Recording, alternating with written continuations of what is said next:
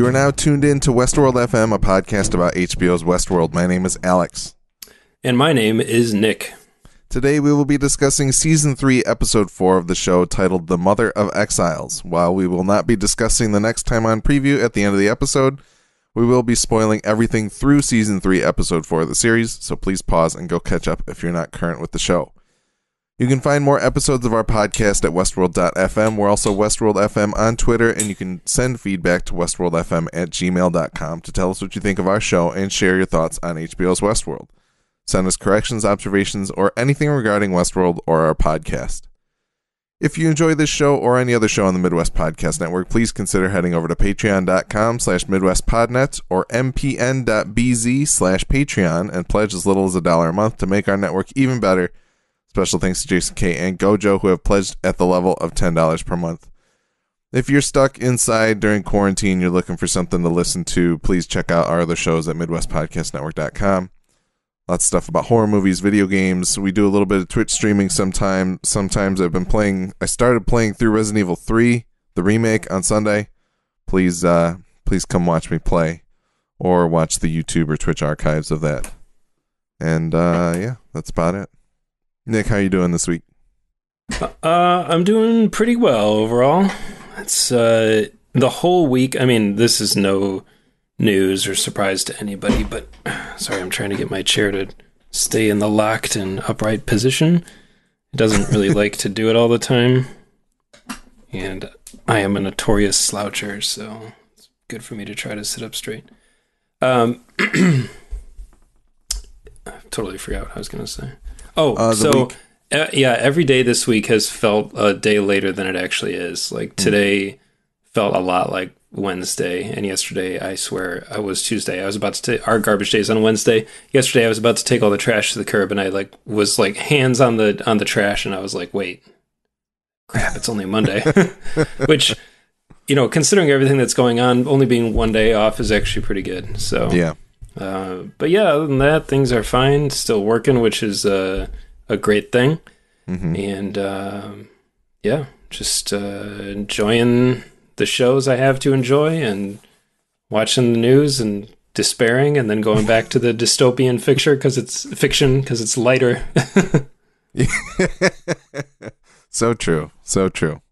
Well, I'm glad you're doing well. I'm also doing well. No big change this week, which is a good thing in the grand scheme of things, but yeah, feeling a little holed up, but everybody is, so we're all there. It's really finally starting to hit me. It hit me over the weekend. It really finally, I felt the sort of, I don't want to say loneliness, but the desire to be around the other people in my life besides just my wife and my baby. Yeah. And although I'm so lucky that I have that company and that I have that sociability every day, eventually, I just want to see other people. So yeah. It is really awesome to be able to do this, and play the games we've played over FaceTime and Zoom and House Party or what have you. That is making it tolerable for sure. Yeah, absolutely. I agree completely. And even just, having PSN or Xbox Live or whatever you have, if you play video games right now, that's invaluable, Yeah. Even though my time to play is in really short segments now, it's even just 45 minutes playing anything with somebody is just huge. It's good to keep in touch with the people you love, whether it's through FaceTime or playing games or whatever it is. So yeah, it's wonderful that technology is so helpful during this time. Yeah, absolutely. But now it's time to recap a show where technology isn't always so wonderful. Very rarely. So we'll get right into it. All right. We open on William in his trashed apartment, having delusions about what and who is and isn't real. Memories of Dolores and his daughter Emily plague him. A ghost of his daughter almost convinces him to carve up his arm when Charlotte Hale appears to make him come to his senses. She explains about Sirach's hostile takeover and how she needs William's help to take the company private. He mostly doesn't care until she mentions the project in Sector 16 is what he's interested in. This enrages William, but appears to snap him out of it. She needs him at the emergency shareholders meeting tonight to sway at least half of the board on their side in order to be able to take the company private. Ed Harris, man. Yeah, so right up front, love Ed Harris, love the Man in Black. Did not love any of the Man in Black stuff in this episode at all. Didn't even like it, I don't think. Yeah, that's interesting. I don't think I had a problem with it. I will retroactively have an issue with it if this is his goodbye. Oh yeah, I don't think it's his goodbye. Yeah, so I'm interested to see if anything else happens to him this season and where it takes him. I don't dislike this. Well, jumping ahead here, I don't dislike the story development, but him being, I like where he's at by the end of the episode before he gets, committed. Sure. He comes to this point where he's like, I know that this isn't real, that you're not here anymore, and that I chose to kill you. That was an interesting jumping off point for him, I think. But the idea that he might be stuck in a mental hospital for a while, is interesting. Yeah. All of it is good on paper. It's just for some reason it didn't. I don't know if maybe it's because it felt like it didn't belong in this episode to me. It felt, every time it cut back to his story, I thought, this feels out of this. It was disrupting the pace for me, which is weird. I don't know why. Like that, because like I said, on paper, it's great. Like it is really cool. And it's the look in his eye, the realization when he realizes it's Dolores is awesome. Yeah. And the whole conspiracy and the theme of like him struggling with what's real and what isn't, and can he even trust himself, and him having to reconcile with killing his daughter, which another great performance as well. It all should be great, but like it didn't work for me really. It felt like stuff that should have been in season 2. It didn't feel like season 3 Westworld to me. There's so much momentum happening with the other 2 to 3 bigger storylines that are happening between, Dolores and Caleb and Maeve herself and even Bernard and Stubbs. Like everybody else is going somewhere, doing something, and it turns out that it all ends up being similarly related things by the end of the episode, minus Maeve. Yeah. But Ed Harris gets stuck in this trashed apartment trying to like figure it out. And does he ever even really figure it out? By the end of the episode, maybe, but it doesn't really matter because we throw it away. So yeah, I get what you're saying. It didn't bother me that much at the time. But like I said, I feel as though if this was a goodbye to him, even if it's just a goodbye for a little while, we'll see. But for some reason, I almost didn't expect to see him in this season at all. Like it just, when I found out he was in this episode, I was like, oh, really? And it almost just feels to me, and I know this is dead wrong, but it just doesn't feel like he has a place in the show anymore. I feel like the need for William is gone. If that makes any sense. But I don't know what I mean by that. Yeah, well, and I was also... Truthfully, I don't really remember exactly where we left him at the end of season 2. He was like bleeding out, and he got rescued. At the end of season 2, you do see him on one of the stretchers as Charlotte Dolores is leaving. So he gets rescued by the rescue team that makes it there by the end of season 2. Right. But then also they had that weird coda where he was being tested for fidelity the same way that James Delos was. Which, leads us to kind of wonder, we didn't really know if that was real or a simulation or what it was. We still don't really know if that was real. Was that another delusion that he had? Like, who even knows at this point? What does that mean? What does it matter? Yeah. Who was testing him again? Wasn't it somebody we know? We don't know who was testing him, but the person who was there to talk to him about the test was his daughter. That's what I thought. So it's not really clear if Dolores is the one running the testing to try and make the host version of him, or what exactly the deal is. Yeah. But I mean, there was a question mark for me of like, what is the Man in Black doing? But I don't necessarily know that it mattered in the grand scheme of where the story is headed. And I don't really quite see how he will be completely integral in this capacity as of yet. So I think it'll be interesting to see. And yeah, I don't know. But any other thoughts about the opening of the episode? Not really. It does feel like they're kind of playing with our memory of like the suicide in the bathtub. Mm-hmm. I wondered if there was a chance that he had committed suicide, and that the him in the show that we're seeing is a host or like a hybrid, and he's sort of remembering. We think he's remembering the wife's suicide, but really it's his own. Just based on a lot of the imagery that was going on in the house. Yeah. Well, and I guess that was one of the moments that I really enjoyed, is when he's just like shaving himself with a straight razor in the living room, which is great, first of all, but then also like when Charlotte comes in and she's like, "What's up with the bathroom?" and he's like, I don't use that room. Yeah. Like that to me, I was like, fuck, that we know why he doesn't go in there anymore. Mm-hmm. And so the idea that while he's having these delusions, he's like waking up from these like in a submerged state from the bathtub and stuff like that. Like I do. The thing is, I really enjoy that there's this visual language of the Man in Black's past, and we clearly see him in that and reckoning with it in this episode. Yeah. I just don't know what it means in the greater context of what Westworld Season 3 is. So. Yeah, the shot of him coming out of emerging from the bath. I mean, if he doesn't use the room, that's why I was kind of like, what are we seeing then?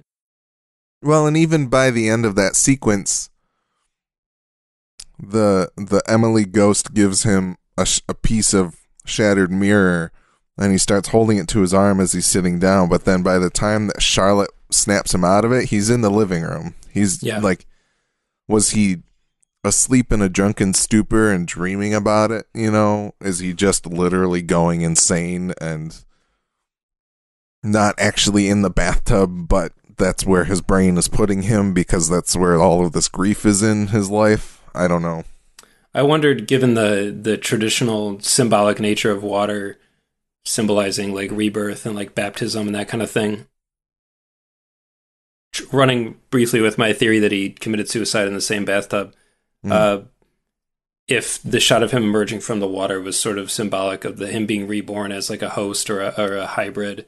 I don't know if we have do we have a term for those yet? For like what Bernard presumably is now? Sort of a human host hybrid. I'll just stick with hybrid. That's fine. Human host hybrid is fine. Yeah. I think we... Yeah. Anyway, if that's kind of what that's alluding to, and then him waking up and his brain, his memories are fragmented, and so he doesn't really know what's real, what is, and who he is and who he isn't.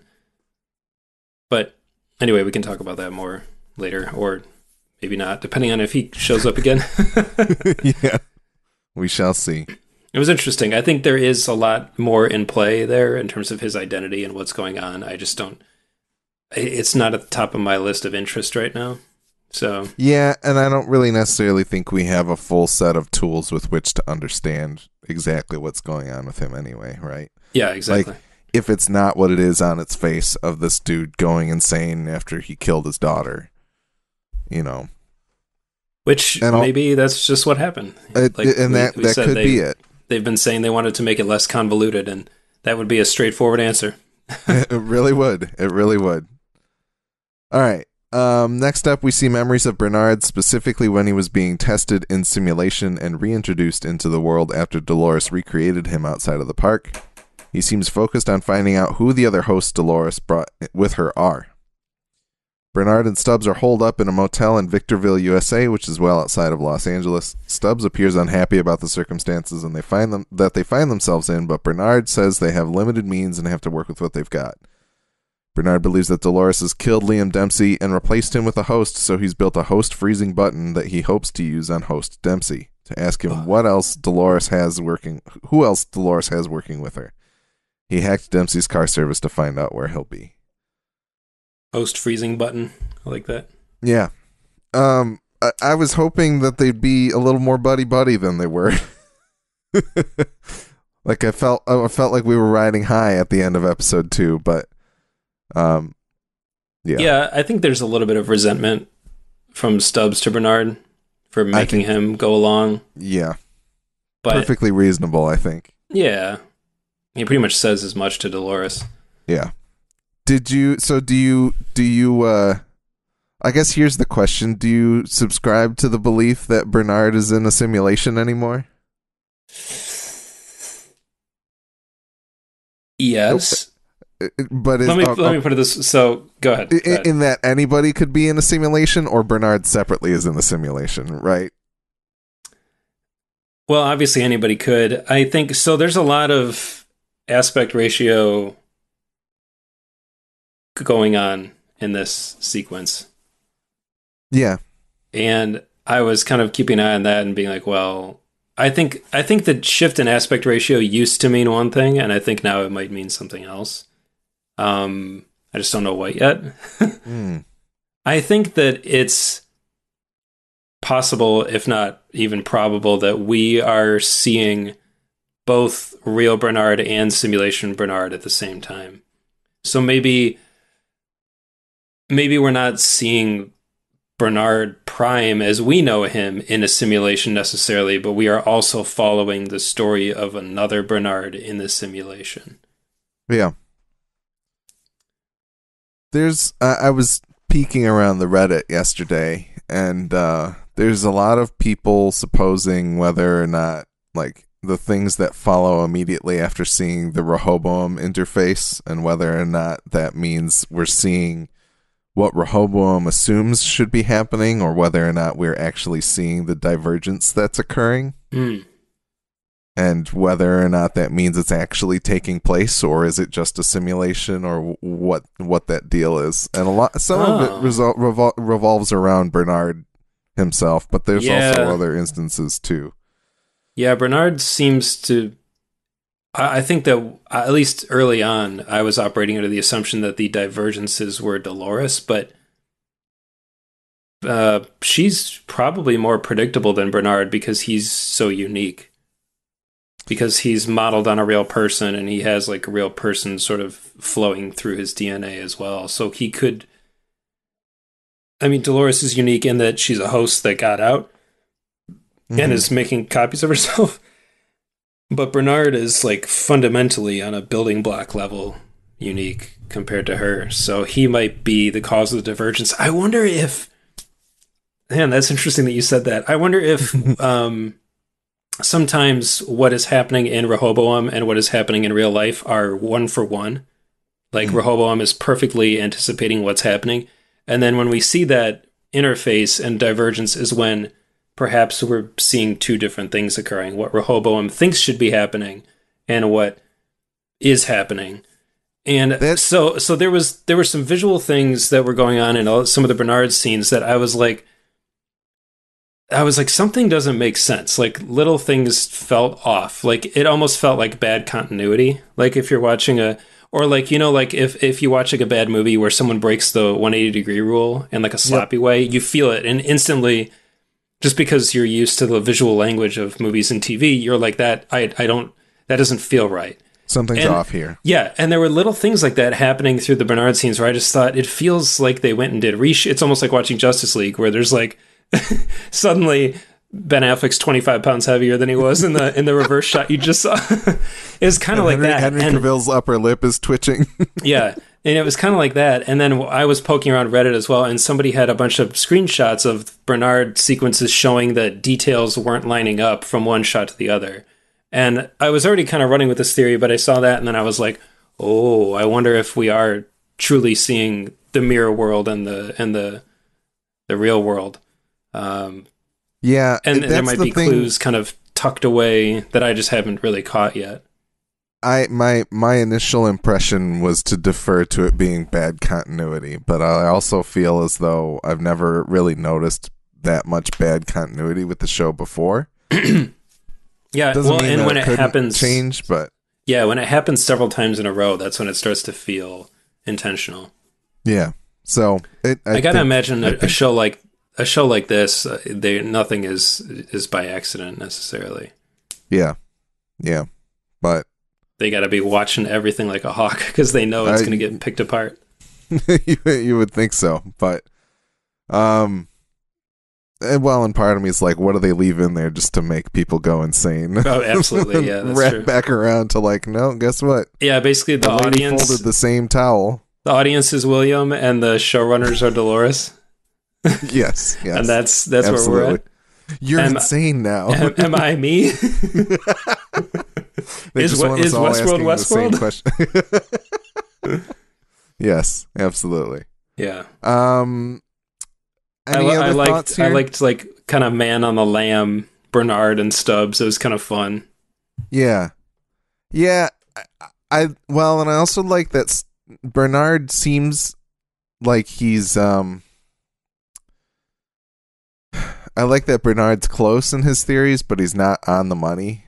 Yeah, me too. But I like a lot that he, and this happens later when Tommy Flanagan, I don't remember his character's name. Connells. Yeah, when he confronts him, and right away he realizes, he's like, wait, she didn't do. He's so quick that he can understand what is happening and pivot to kind of address it. Yeah, absolutely. I had a weird question about that too, which mostly comes up with Maeve as well. Maeve seems to be much more aware of technological elements around her. Same with Dolores, but Bernard doesn't seem to be like... We haven't at least seen Bernard being hacking devices in the real world and things the way that the other two have frequently. Yeah, that's so true. I wonder why he wasn't necessarily able to detect Connells. Like, he is able to detect Connells, but it feels like it's more a recognition in his brain rather than it is him feeling something digitally different about this person in front of him. Yeah, right? That's true. So it's a little weird, but we can talk more about that later. Yeah, and I also don't really fully understand what they're doing with Stubbs being kind of disabled. Like, he's slightly hobbled with his shoulder, and I feel like, I don't know if they meant to, like, put him on a similar playing field when he fights Dolores later in the episode, but it just kind of seems... It seems like it's there for a reason, and I don't know why he's not fully functional as of yet. But, yeah. All right, next up, Dolores and Caleb shop for new threads while Connells convinces Liam to share his hash key to pay for some of the cover-up following Dolores' supposed death. After procuring a new suit, Caleb and Dolores run into a man on the street that works for Anderson Private Equity. Dolores knocks him out and steals some of his blood to put into Caleb as it contains an encryption key. I want that technology of I knew you were gonna say trying on that. the Grand Theft Auto clothes in the mirror. It's so cool. It is very cool. I knew you were going to say that. Like, it feels like we're not that far away from that, but honestly, that would be fucking awesome. Just like that, you don't need to try on the clothes, just here's what you look like in them anyway. That's very cool. But yeah, our weddings would have both been different, at least the fittings and all that. Yeah, that's true. That's Could have tried on a lot more tuxes and suits. Absolutely, yeah. And then also we could have gotten measured by those awesome Tron light strip measuring tapes. So. Yeah, well, we could do that anyway. That's true. Next time we get fitted for anything, just make those out of like LED ribbon. Yeah, all right. Use these, please.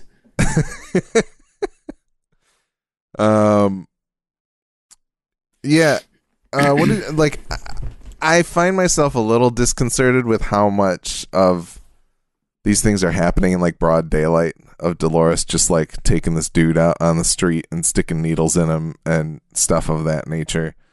Obviously there's some suspension of disbelief, and she's a host. She has a massive computational mind that can figure these things out and do it better than anybody else. But I just find myself a little bit, my disbelief is being tested in some of these plot elements. I think they're kind of, they kind of have the excuse of that idea that people just wouldn't notice or care. Like, people are so self-absorbed that, the idea that if you saw somebody getting mugged, like, would you intervene or would you even notice necessarily? What would you do? True. And, that I think that kind of holds true for today's world, let alone how many more decades into the future. Mm-hmm. People are just going to be so absorbed in their technology and their own personal agendas that they're not going to necessarily know what's going on around them. Yeah, that's fair. Especially people of that social strata that are going to be in that area. Yeah. Like, if you're in a small town somewhere and you started doing that shit, probably 8 different people would see you and say, "Hey, who's that in the first place?" Yeah. Yeah. What are they doing? Yeah, that's here? True. I see what you're saying. I do see what you're saying, and I kind of thought the same thing, and even Caleb seems to kind of think it. He kind of looks around like, "Well, shit, it's going down." Him being there to kind of react to it, I think, is just kind of like like somebody would notice this, but yeah, in the end, you can explain it away fairly easily, I think. The idea of having like your bank encryption key in your blood, or at least like an authentication in your blood, being able to like authenticate that you are you using your blood rather than like thumbprint. Like, this is a world where they've moved beyond thumbprints and retinal scans because they can't be trusted or something of that nature. Like, yeah, that's which is weird because it feels like getting blood would be easier than, but I guess introducing it into somebody's system is a whole other thing. I don't know. I still don't know how, unless I just missed something when I was watching, how blood being in his bloodstream was able to affect the touch key. That's the thing. Yeah, they didn't necessarily talk about it. Like, is the encryption key that's in the person's blood some like set of nanomites or something like that need to, maybe the nanomite wars have already been completed in the Westworld timeline, and there's something in there, or it's like some type of artificial cell or something like that counts as, and why would that be readable by a thumbprint thing? Who knows? But it's whatever. Yeah. Yep. I will say this whole sequence of Dolores and Caleb pulling this off, I thought was really cool. Like, I liked it. I really liked I guess I like seeing some of the Dolores getting stuff done by manipulation and not by violence. It's kind of refreshing to see that's true. Her intelligence and strategic mind kind of coming into play. Seeing her take advantage of the systems that we have in our world and like the social engineering of it all rather than brute force. Even the old-fashioned way, as she said. I liked that too. She's like, "I'll just kill everybody. It's fine." And he's kind of like, "Okay." That's the old-fashioned way. Literally. Yep. Yeah. I guess something that I didn't necessarily try and think about is whether or not there were any big parallels with like Hector coming to steal the safe and things of that nature. So I think that would have been interesting if they harkened back to that a little more, but I didn't see anything like that. No, I didn't either. So all right. Next one's a pretty big one. Serac brings Maeve back online in a Gatsby-esque establishment in Singapore. Maeve is unimpressed with the locale and suggests Paris instead, but Serac explains that while he and his brother grew up there, Paris no longer exists in 2058. Serac has been waiting for the host to arrive on the scene, but he knows that the real threat to humanity is humanity itself. That's why he made Rehoboam, to get as complete a picture of humanity as possible in order to negotiate humanity's way into the future. But Delos' project is a more complete picture of humanity, and Serac wants this data. Maeve wonders exactly how their interests align, and Serac explains that hosts and humans are not destined to co-inhabit the world, but Maeve could go into the valley beyond as Dolores has the key. Serac shows Maeve Arnold's house and proof that Dolores has several other hosts under her control. They then interrogate an identity broker for a lead on where Dolores headed next, the Mortician. Um, do you still think Serac could be a host, or not a host, an AI, or a non-person? I think he could be, but I believe it a little less now. Yeah. Well, I put it this way. I think I'm starting to believe that Maeve is in the real world more now than I did before. Before I was That's kind of fair. thinking she was within Rehoboam or within whatever mirror world. So I'm still not sure what exactly he is. I still don't think he's completely human, but There's something weird. Yeah.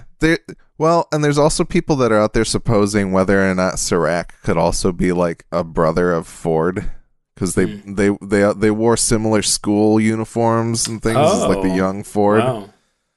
Wow.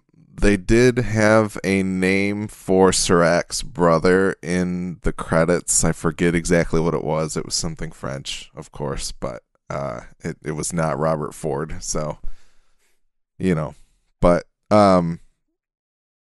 yeah, there's still something off about Serac, and I wonder if we'll learn more about even Dempsey's father and who they were. Like, we were discussing about the relationship between Insight and Delos, and I want to know that.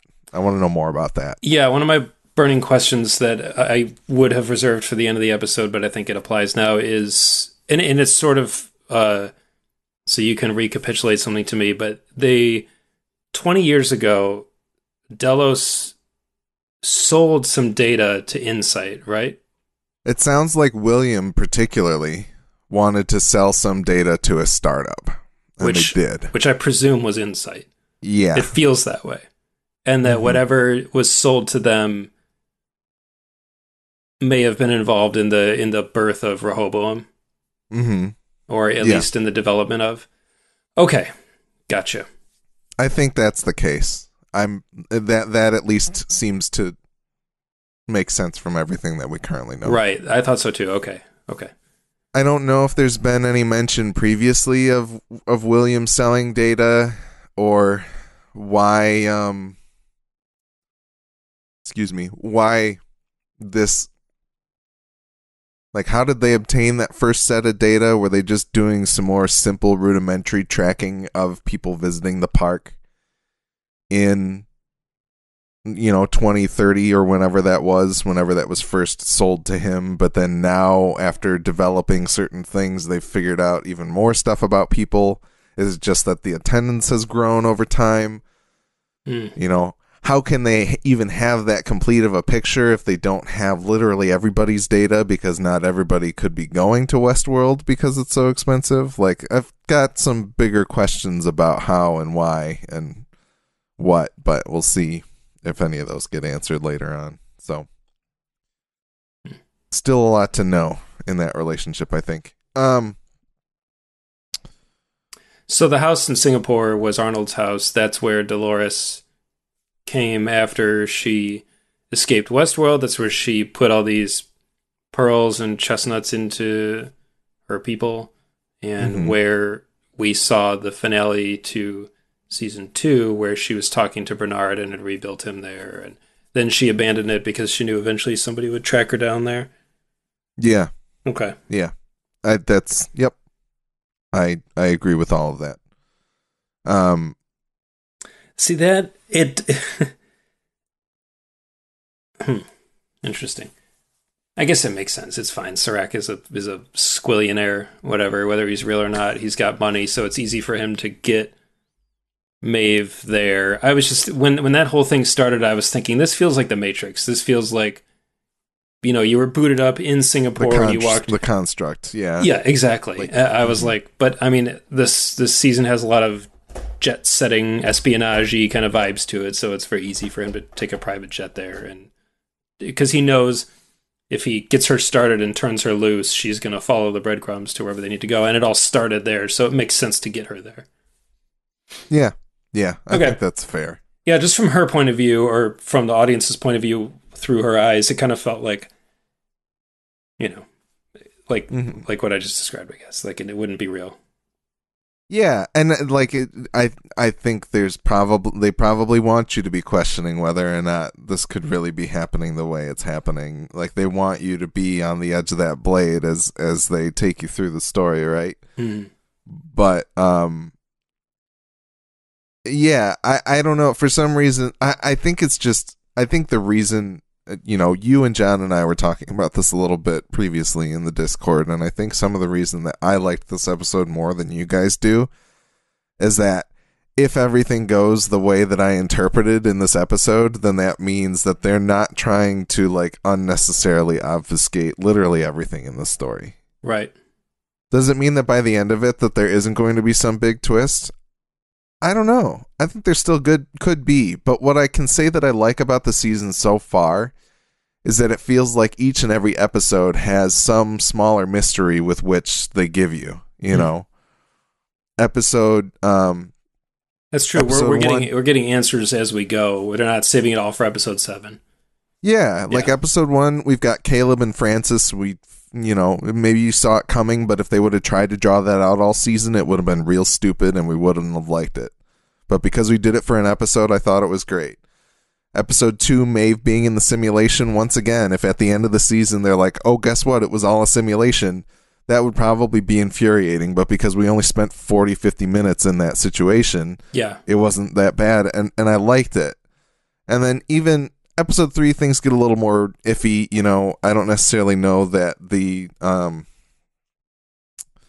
that we didn't learn who Charlotte was in that one, obviously, because that's kind of the secret that we learned in this episode. But at least kind of I don't know, there was something like that's the one where it kind of falls apart. There isn't necessarily a huge mystery in that one that we learned, but at least I feel like we are getting those answers as we go on, like you said. Right. Whereas in season 2 it didn't necessarily feel that way. I agree with that. Yeah.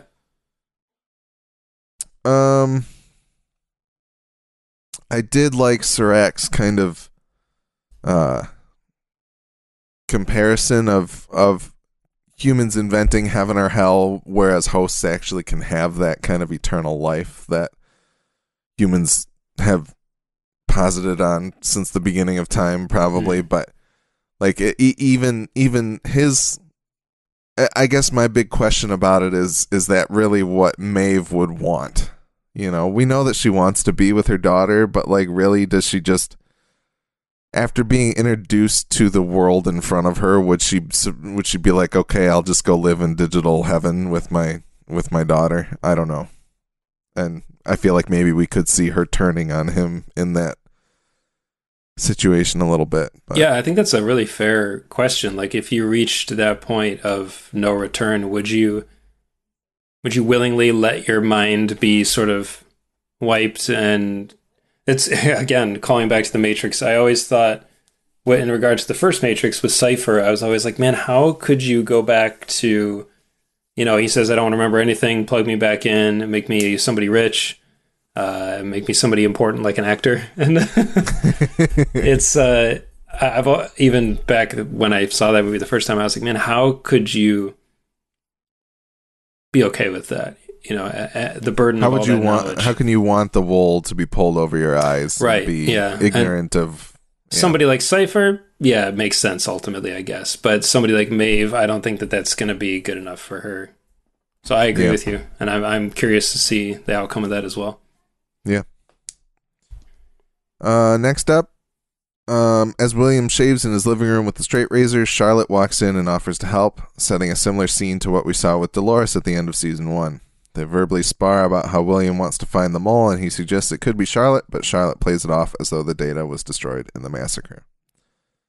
I also had in here, meanwhile, Caleb and Dolores head into Liam Dempsey's bake and use the blood they stole to steal the stuff. We already talked about that a little bit. Yeah.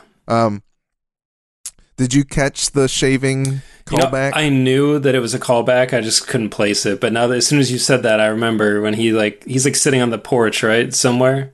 Yeah. So I did not catch it, first of all. Like, I personally wasn't thinking about it at all, but I think it's a great little clue that Charlotte is Dolores. But it's when he finally makes it to Escalante in, like, the finale of season 1, and he has Dolores with him, and he requests that she helps shave him before he finds the maze, quote unquote.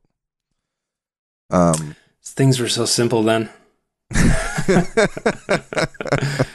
I definitely thought we've seen somebody shave William before, because in the back of my mind, what I really thought was like, man, he just likes to pull that power move on people. Be like, hey, shave me. But doesn't Charlotte volunteers, right? Charlotte offers to help him. Man, that's funny. Dolores just can't. She's like, this will be delicious once he. This is so rich. Yeah, she's relishing that. Absolutely, that's funny. Yeah, no, I think it's a very, and once again, just the image of him sitting at this mirror that he shot up in the middle of a living room, shaving himself with a straight razor. I'm like, yeah, that's pretty great. And also, like, man, what the fuck is your life when you? It was like the ending of There Will Be Blood. Like that's what I kept thinking was like, yeah. There will be blood. Yeah, what we were seeing. Well, and certainly in the times of There Will Be Blood, it's the idea that kind of like, the bathroom wasn't necessarily a place, right? You might have had a powder room or whatever. It's not like you necessarily have indoor plumbing. There's an outhouse or something like that. Where else are you going to shave except in front of the mirror that you have in the house, right? Yeah, that's true. But I did really enjoy the line that he has. What did he? Trying to see if he says, "I don't use that room" when she asks about the bathroom. Yeah, and it's just kind of like, fuck, man. So maybe he's Howard Hughesing it with jars of pee outside of his house or something like that. It just never goes in the bathroom. Could be. That's a likely theory. Yeah. He just has or he just tries to arc it right into the toilet from the door. Maybe he has a guest bathroom that he's okay with. I don't use that room. This one's okay, though. This one doesn't have a bathtub. It's just a stand-up shower. Oh, boy. All right. Next up. Maeve wanders the streets of Singapore, potentially causing glitches and power surges in the electronic signs and lights that litter the street. She heads to a club to find the mortician, and the bouncers try to stop her, but she easily handles them. Once at the mortician's, Maeve kills her guards and asks about Dolores. The mortician explains she only sold one person's blood, Lara Espin, to Dolores, but that Dolores wanted help smuggling bodies. The mortician does not deal in smuggling bodies, so she sent Dolores to the Yakuza, and Maeve requests an introduction and leads the mortician out by gunpoint.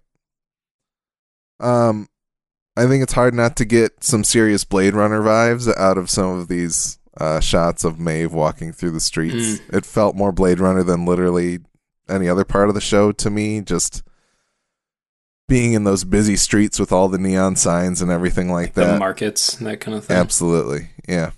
Kind of the seedier underbelly of Singapore, one would presume. Yeah, I really love Secret Agent Maeve, is what I keep referring to her as in my mind. It's really cool. I just, man, did they ever just crush it when they cast Tandy Newton? Oh, yeah. And they just know exactly what to do with her, and I buy 100% of it. Yeah. Whenever she's got the sword later, I'm like, man, she knows how to use that sword. Like, I just totally buy into everything she does. She's amazing. And she gets to speak Chinese and Japanese, and she convinces me that she knows how to do all this shit. I'm like, oh man, she just is so talented. Yeah, absolutely. And even just like the watching her collect, like the thing is that the portrayal that she's giving, seeing her look at this world, you can see her taking everything in and like learning from it on the spot and internalizing and understanding, and it's just a remarkable thing that you don't see as much, even in like other fish out of water stories or whatever. Usually they look at it with wonder, but Maeve isn't really necessarily struck by the wonder of this world of Singapore. It's more that she's just there to get a job done, and she's assimilating everything that she can from what's around her. Yeah, it reminds me a lot of what I've read about. So after I saw Tinker Tailor Soldier Spy, which I really liked, and a lot of people I know didn't, because it is pretty slow, but I did a lot of reading about it afterward. I've never read the book, but a lot of people who were sticking up for it were kind of saying like that's the way that the world of espionage often actually is. It's very like slow and it's still really intense because obviously at any point somebody could be a double agent or somebody could be hunting you. Like, and I think the movie was incredibly tense. Did you ever see it? I did a long time ago. Yeah. I honestly, like, I remember liking it, but I don't remember much else about it. I remember thinking it was really intense the whole time, and a lot of people didn't, which is totally fine and totally fair. But I like I said, I was reading about it afterwards, and they were saying that like often the people who made the best spies and make the best spies in real life are the ones who are very they're not remarkable looking. They're very plain because they can blend in, but they're people who can adapt very quickly, who can deduce very quickly, who can learn quickly and look at things that they can bend to their advantage and use them in any sort of situation. And that's a lot of, again, why Maeve just feels like a spy to me, which is really cool. Or like it's very espionage-y, which I really dig. She plays it perfectly in that way too. Yeah. One other detail that I really liked was in the mortician's place. She just had several bags of blood sitting in the cooler. Like the idea that in order to purchase somebody's identity, you can literally inject some of their blood into your body. Mm-hmm. You have whatever encryption key or whatever type of stuff. You know, this episode went a long way to kind of introduce that phenomenon, and I feel as though the idea that there's this person who literally runs a morgue who's saving people's blood to be able to make money off of it on the black market. Yeah, there was a lot of like quiet world building going on in this episode, which is really cool. Yeah. I loved what the bourbon place had been retrofitted to do. Yeah. Or what I think it had been retrofitted to do. I guess we'll talk about that shortly. Yeah. Absolutely. All right.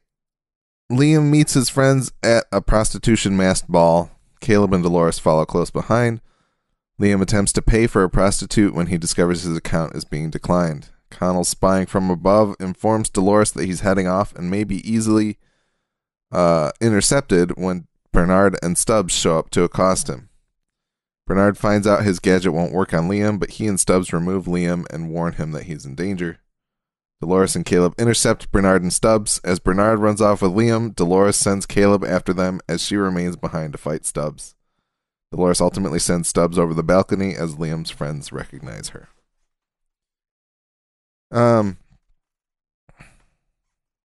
There's a little bit of not so quiet world building here of them being like, we're at a prostitution party. Everybody's registered and has their shots. Yeah, right.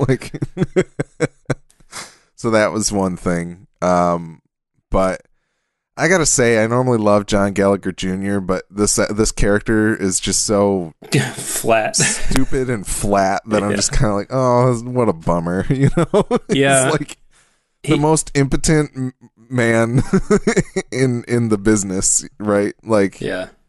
Liam Dempsey's just this, like, they use the first episode to explain to you that he's just a figurehead, and now he's stuck being that for the rest of the.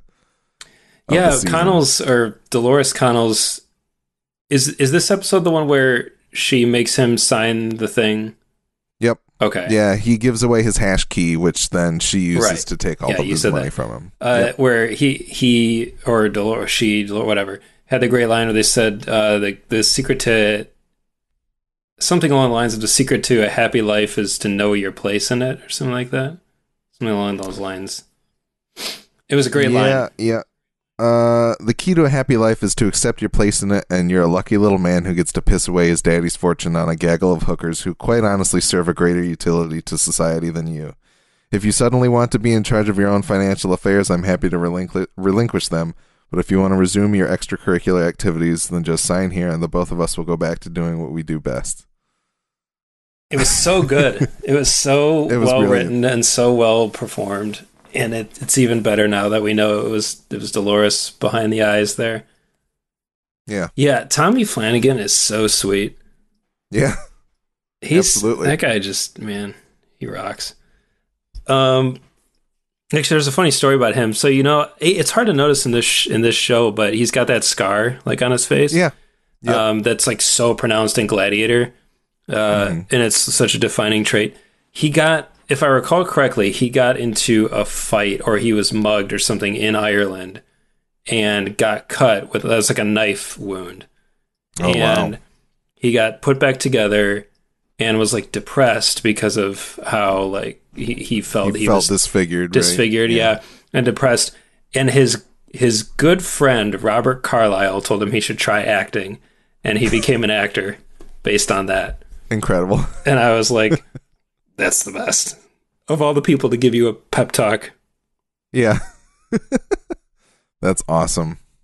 I mean, terrible that he got, it says, so his Wikipedia article says, it was a knife attack outside of a nightclub where he was working as a DJ. And after leaving the club, he was attacked by a gang, whereupon he was stabbed and physically assaulted with a knife that resulted in him being left with a Glasgow smile. Oh, God. Yeah, no, I mean... That's a really dark name for that. Yes, it is. Well, and Chelsea Grin and what are the other ones? Apparently things are just fucked up in the UK, where if you get your face... your face can get disfigured so easily that they have cute names for it. But, no, yeah. I think this feels like my introduction to Tommy Flanagan because it's the first time that I've ever noticed him as a person in a thing, and honestly, like, it feels like a great role for him, and just kind of like embodying that quiet right-hand man who's actually the one in power just feels like it fits very well. Yeah, he's awesome. So he's I'm so used to him from, well, at least recently from Sons of Anarchy, and he's so clean and slick in this show. Like I said, he looks like he should be in John Wick 4. That is what's shocking to me, because he's like a grungy biker dude in Sons of Anarchy. Yeah. Anyway, I really liked this sequence. I thought the character, his like buddy, who's like, "Come on, man, we'll find something cool for you." I was like, why is this guy not played by Vince Vaughn? It is basically the same role. That was all good. I think you and John, or at least one of you guys, said you didn't like the Bernard Stubbs introduction or something along those lines. I think John had mentioned that he didn't necessarily like the way that they came into play in this particular scene. I'll try and find what he actually said. Dude, I thought he said it was cheesy as fuck. I thought it was so sick, because I did not see it coming at all. I didn't either. And like when he turns and Bernard just grabs him and has his little device and they're just right there, I literally went, ooh, because I didn't think that they would be quick enough to get this close this early in the series. I mean, I literally like made a noise because it was so cool how it was shot, how the camera just pans over and he's right there. I was like, oh, that was sweet. Like right away, I was like, that was so cool. So that really worked for me. It's great because, like you said, you're being led up to think that Dolores and Caleb are gonna accost him and swing him away when it happens right in front of them too. Yep. And so it's a very slick and cool way. And yeah, like you said, like I would have expected them to be hot on the trail of Dolores for like another episode, but for them, instead of right for in everybody the mix, to intersect here, great, really cool. I thought that was great. I loved it.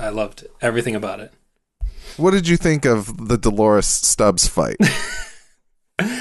My only note on the fight says Luke Hemsworth operating at full speed, because he just was so slow and like automaton looking that I was like actually laughing, thinking this is. Well, Nick, I don't know if you know this, but his shoulders hurt. It was like comical how big and oafish and slow he moves. It was really funny. Yeah. I was like, dude, he's a host, man. He should be a little. He doesn't.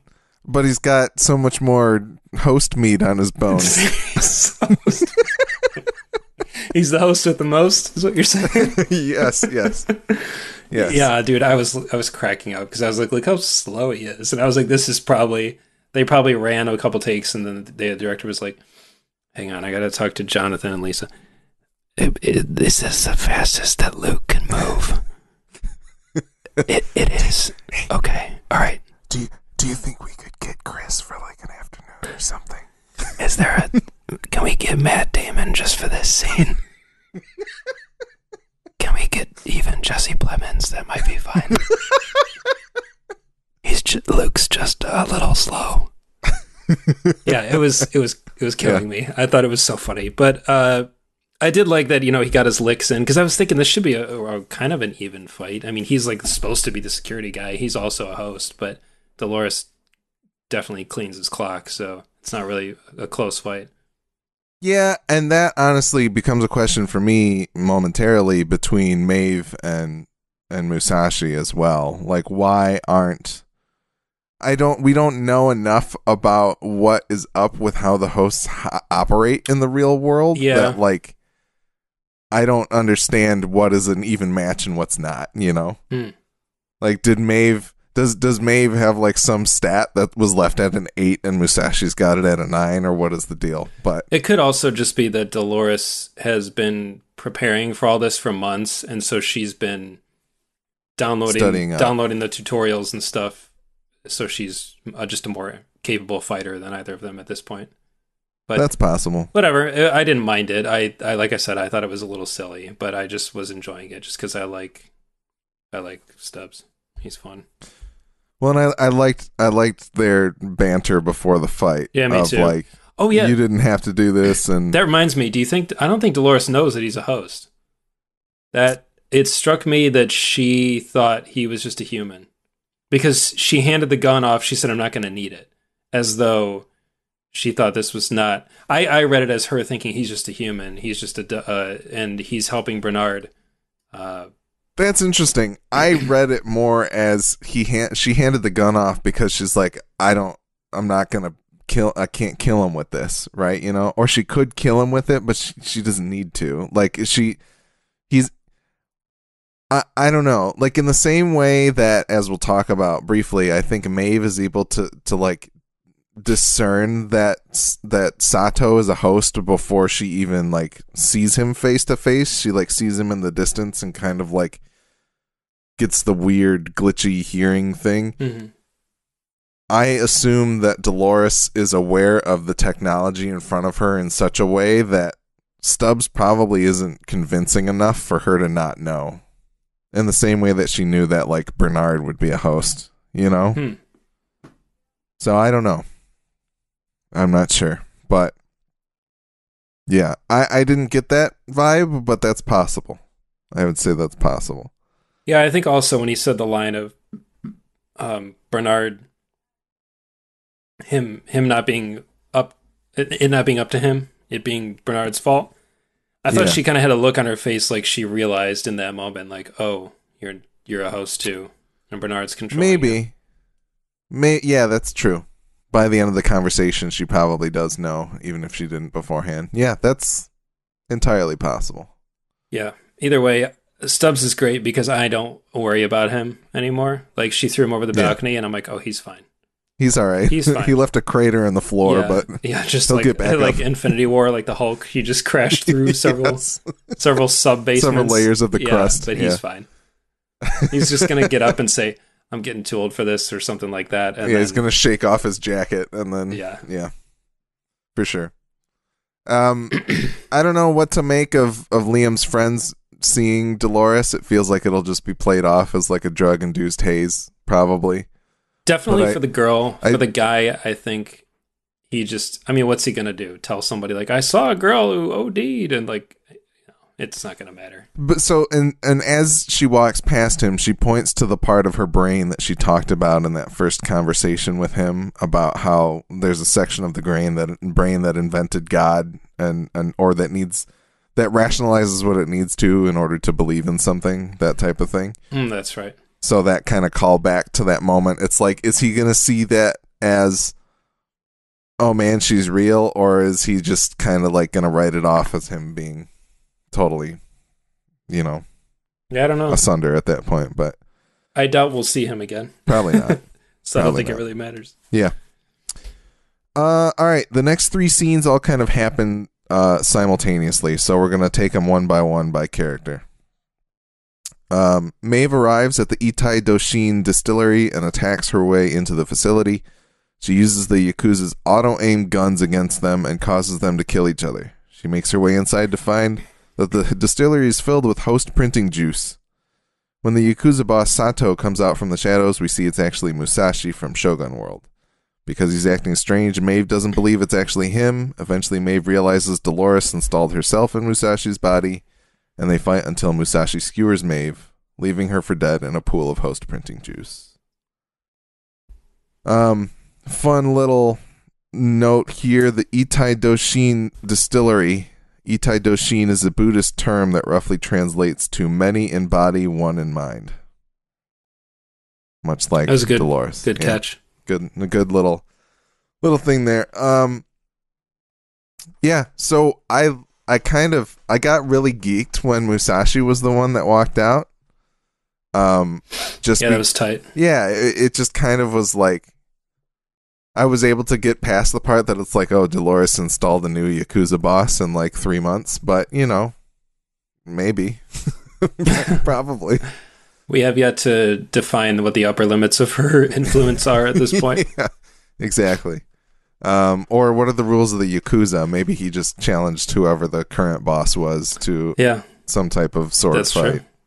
Or, karaoke duel. Who knows? Battle of wits. Yeah. Karaoke duel. What would his song choice be?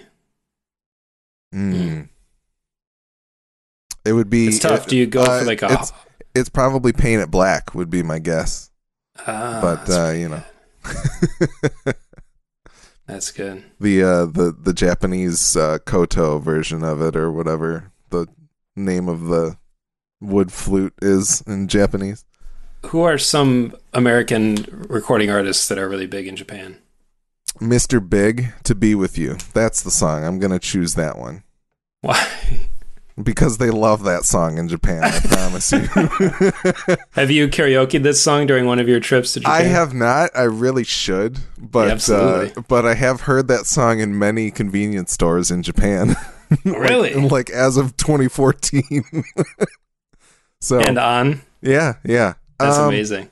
The Beatles are pretty big too. A lot of the standards.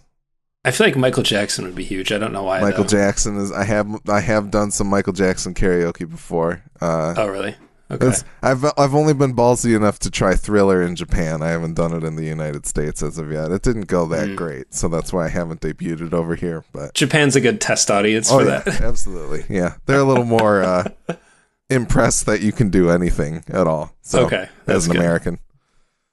But yeah, karaoke crowds are tough, man. I've seen you do some pretty ballsy stuff though here stateside. So well, it might seem ballsy due to my appearance, but in actuality, it's completely in my wheelhouse. But anyway, I know. I know. Yeah. So, any thoughts about this particular of the 3 scenes here? Like,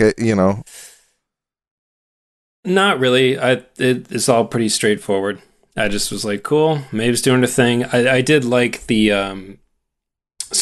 Maeve does have a unique connection to our world that I don't think Dolores does. Her ability to influence and kind of feel the electronic devices around her, I think, is definitely unique to her.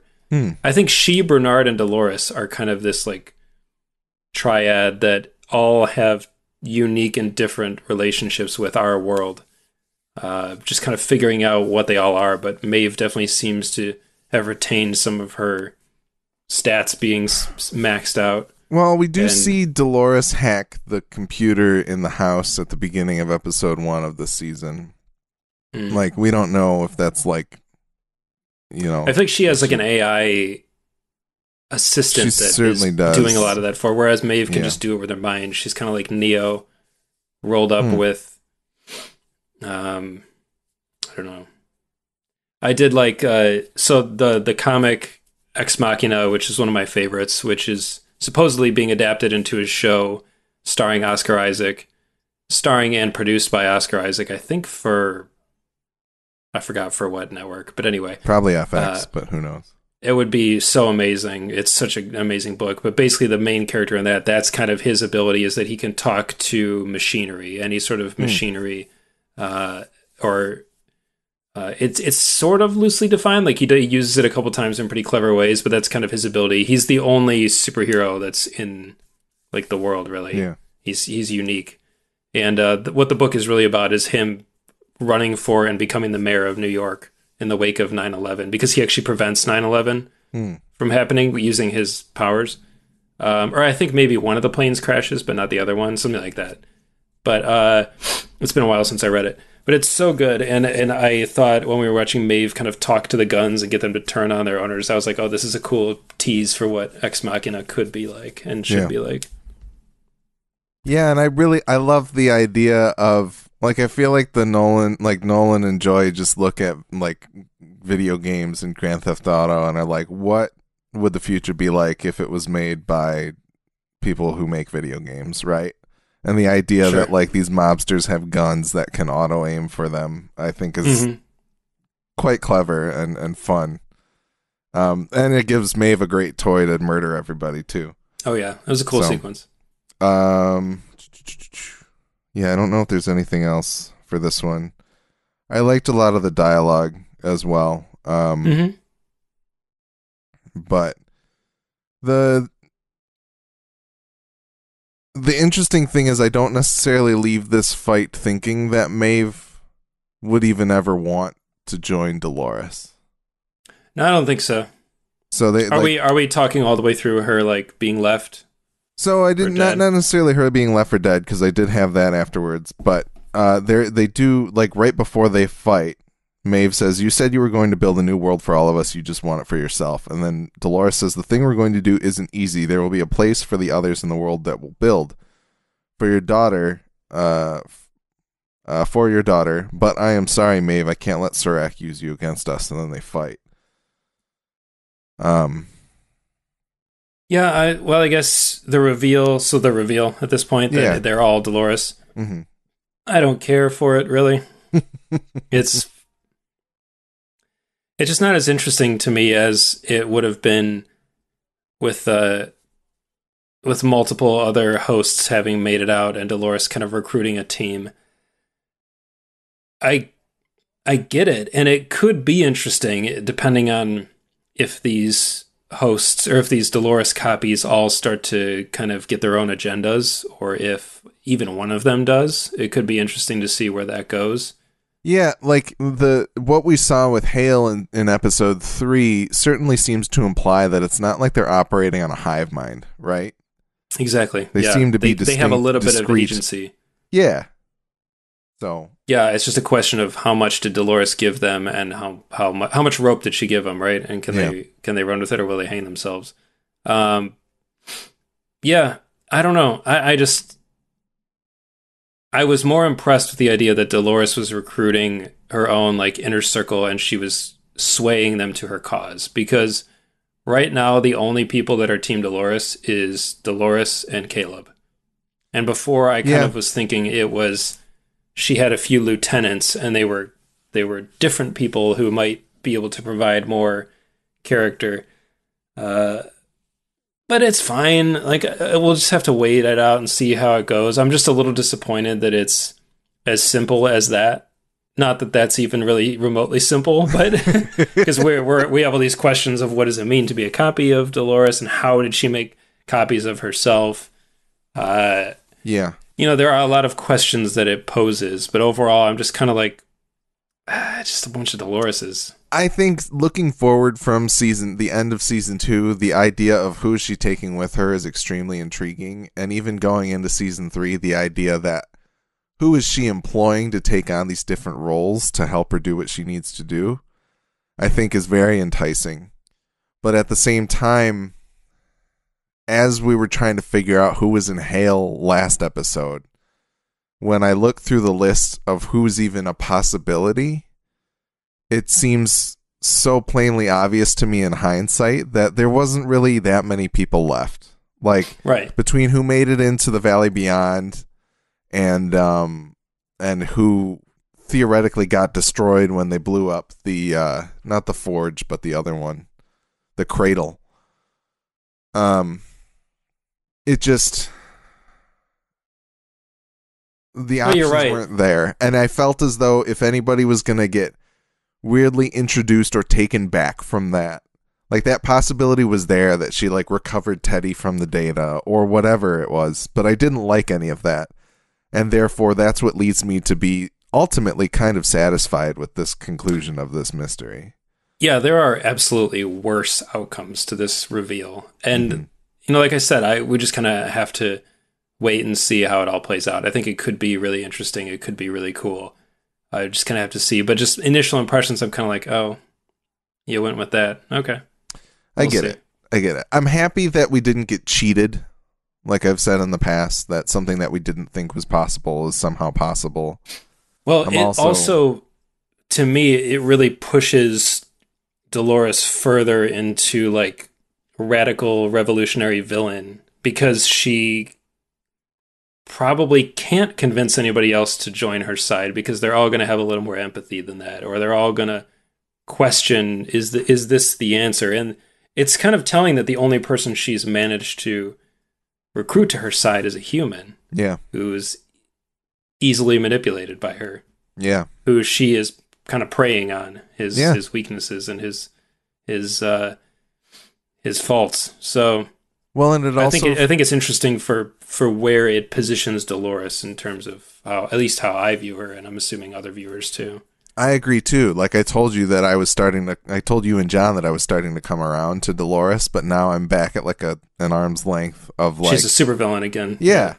And I kind of hate that for Dolores, but I'm kind of intrigued for where it goes. And it doesn't feel like, I feel like she's revealed a layer of complexity that I didn't know was possible, and the manipulation of Caleb and thing of that situation. Like it certainly, I think all of that is interesting. But yeah, the other thing that I was going to say is that she certainly seemed to have learned a lesson from Teddy.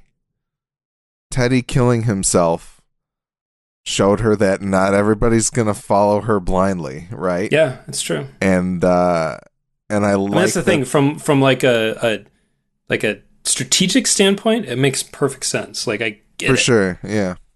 If you can do that, obviously Dolores is going to do that. Yeah. So, yeah. All right.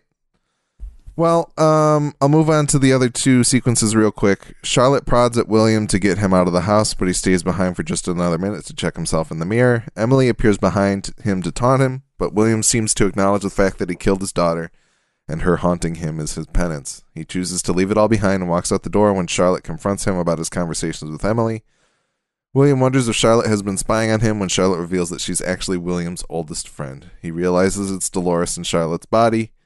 William begins to freak out on Charlotte, causing the supposed Delos men to hold him back when Charlotte reveals that they don't actually work for Delos, and that they're actually there to take him to a mental hospital. After he's injected with the sedative, Charlotte gets close and pricks William on the cheek with a needle from her finger, potentially stealing his blood for another purpose or putting something into his bloodstream.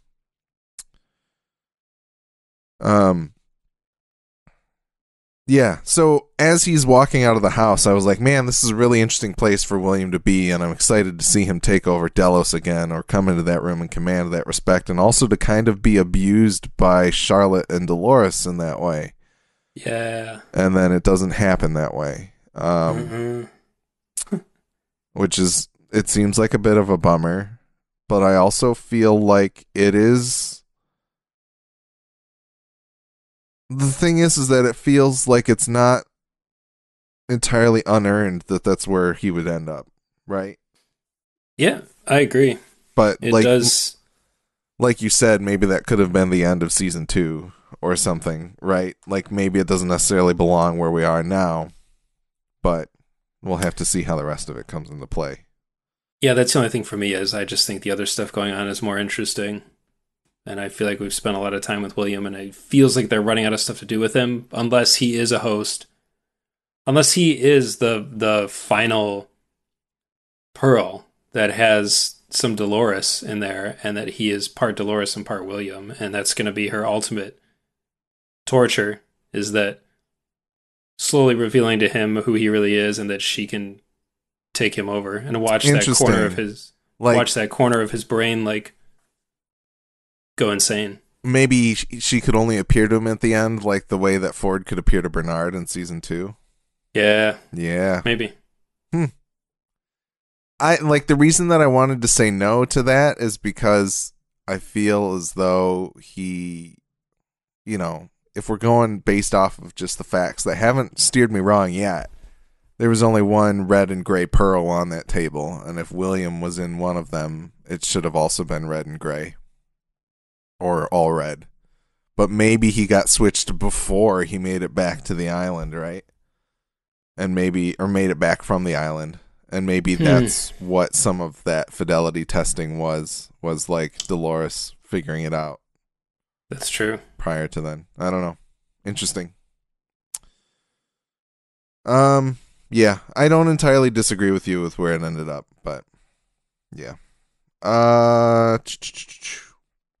Bernard gets Liam to a car, but Caleb catches up to put a gun to Bernard's head.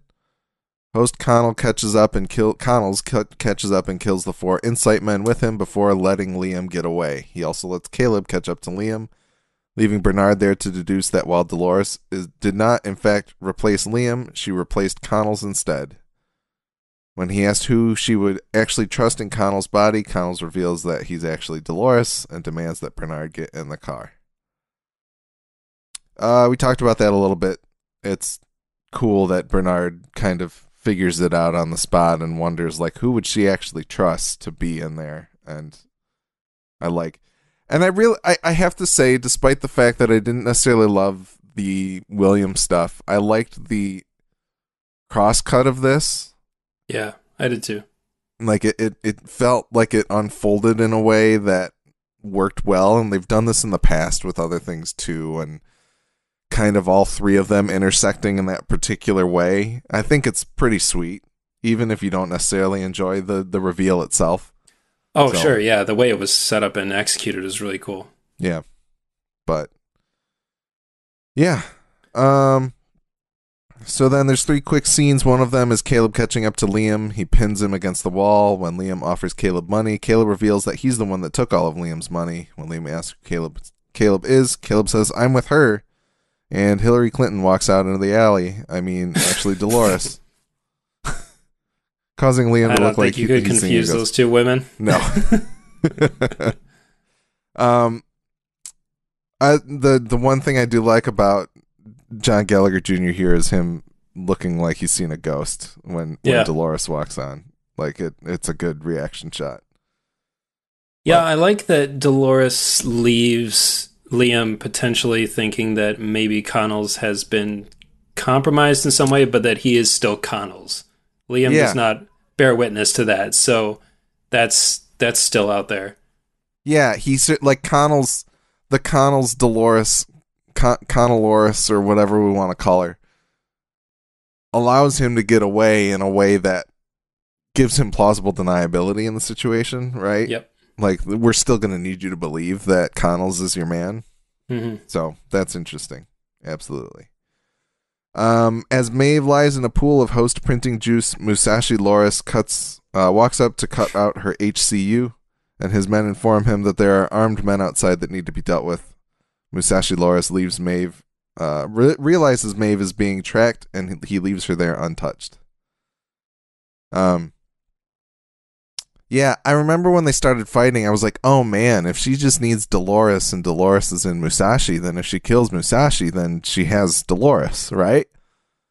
I got like really pumped for a minute. Yeah, I guess we don't really know what's in there. Is it just is it Dolores without the encryption key in her? Or who has the encryption key? I still think that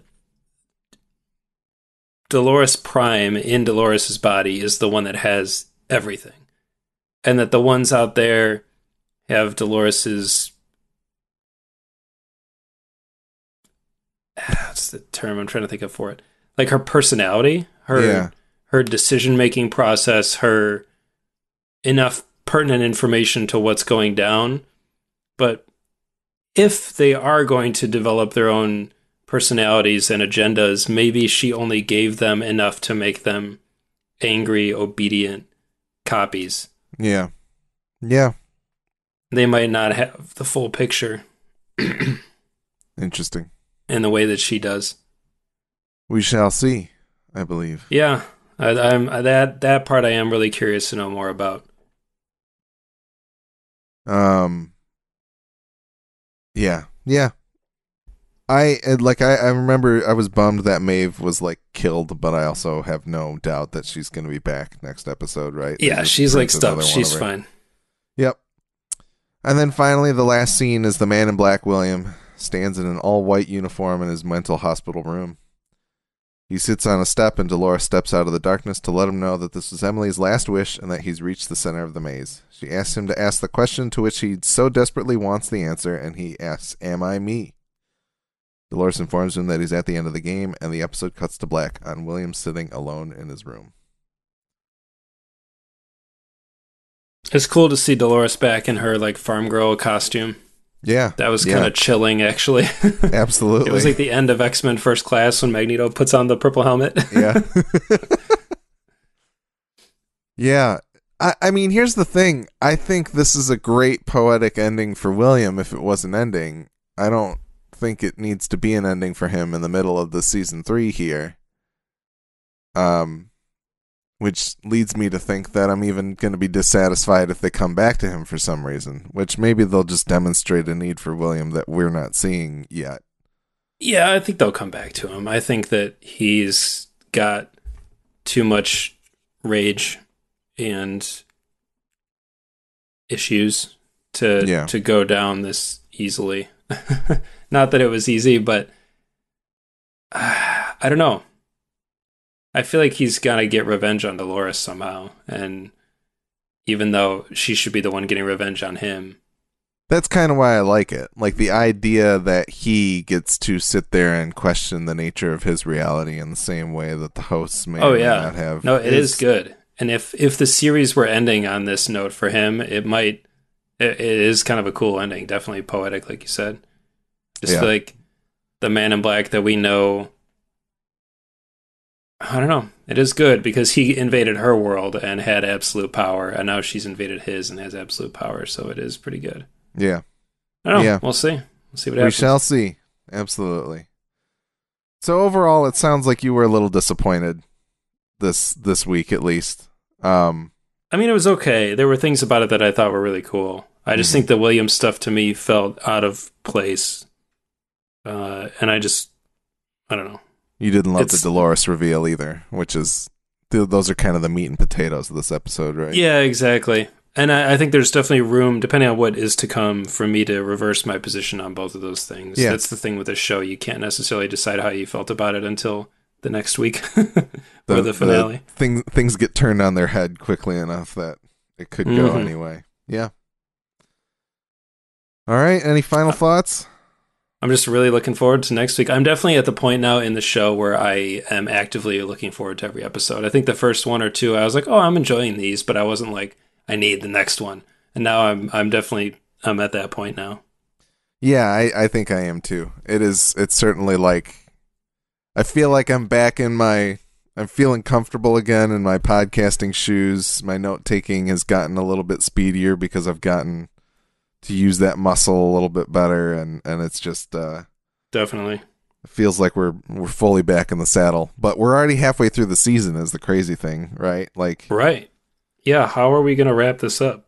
Yeah. What can they possibly leave us with at the end of 4 episodes that will be satisfying? But I don't know. We'll see. We shall see. Once again, you can find more episodes of our podcast on westworld.fm. We're also on iTunes, Stitcher Radio, and Google Play Podcasts, or whatever they call it nowadays. We're also Westworld FM on Twitter, and you can email us at westworldfm@gmail.com to tell us what you think of our show and share your thoughts on HBO's Westworld so we can read them on our show. Send us corrections, observations, or anything regarding Westworld or our podcast. The Midwest Podcast Network has several other shows about video games, horror movies, and more. Check out all of our other shows at MidwestPodcastNetwork.com. Our theme music is the song Industrial Cinematic by Kevin MacLeod, and it is being used under an Attribution Creative Commons license. That's it for our episode this week, and we're excited for the next episode of Westworld. We'll have another episode of our podcast out after that, but until then, may you rest and have a deep and dreamless slumber.